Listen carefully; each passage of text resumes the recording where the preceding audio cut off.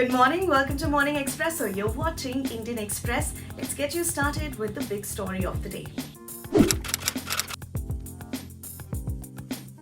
Suspected militants gunned down 2 migrant laborers in South Kashmir, the latest in the string of attacks that have claimed the lives of 9 civilians in 2 weeks.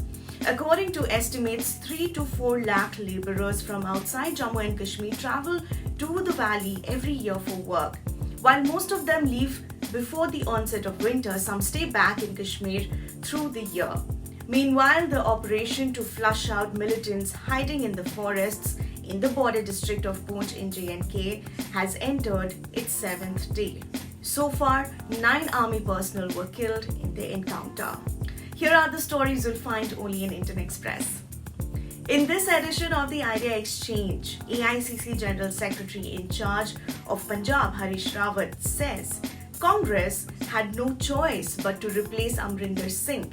He also explains how Sidhu's public statements indirectly helped the party refuse to comment on who will lead the Congress in Punjab polls, and said Mamata Banerjee's taking away of Congress leaders is weakening democratic forces.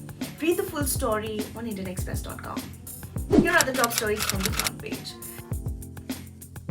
Debt-laden VI Vodafone Idea may get a fund infusion of up to 20,000 crore rupees over the next fortnight, of which 7 to 8,000 crore is likely to come from promoters and the rest in part from bank guarantees returned to the telco as part of the recent government package, the Indian Express has learned so far.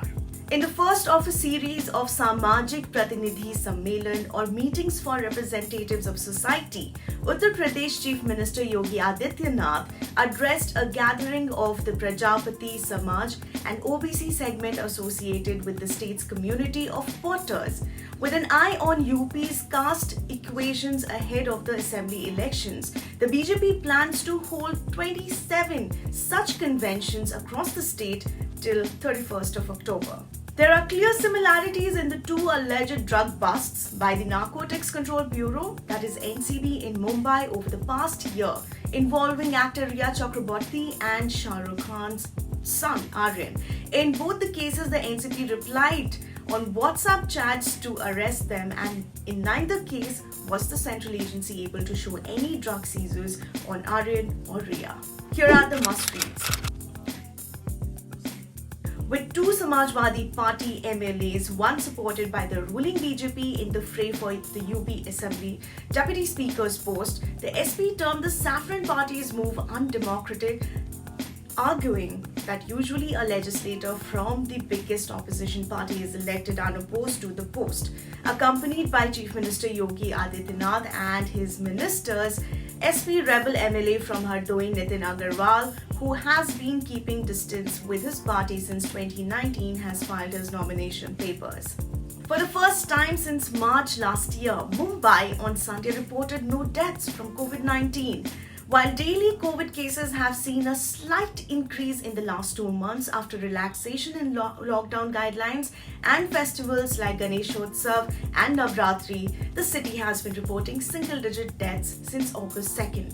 According to officials, the decline in numbers of COVID-19 deaths is mainly due to vaccination. In a couple of days or so from now, the number of COVID-19 vaccine doses administered in India will have crossed 100 crore or 1 billion. Already, India has administered more vaccine doses than any other country in the world apart from China. With no other country having a population of anything close to 500 million, the billion doses club would consist of only these 2 countries. Still, for a country that faced huge supply bottlenecks and a fair amount of vaccine hesitancy, at least in the initial period, reaching the 100 crore milestone is no small achievement. Cows continued to die by the thousands on India's railway tracks even during the peak of the pandemic last year, when the country ran trains sparingly. The railways recorded more than 27,000 cases of cattle being run over between April 2020 and March 2021. The numbers climbed up month after month as more trains started returning to service. A little over 38,000 cows were run over in the normal year before the pandemic, April 2019 to March 2020. And finally, the tilted head and lopsided eyebrow is straight from the Rajni style sheet.